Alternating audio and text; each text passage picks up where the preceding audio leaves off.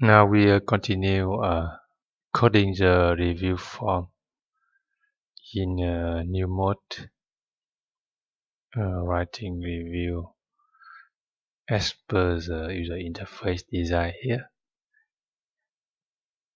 Below the text the reviews and customer name, we have a horizontal bar here. We need to have a more space between the reviews and customer name, and in the next line we display a horizontal bar. Sorry.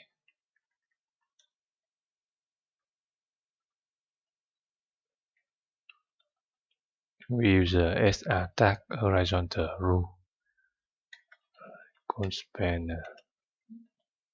3 columns and refresh. You see the horizontal rule appears here.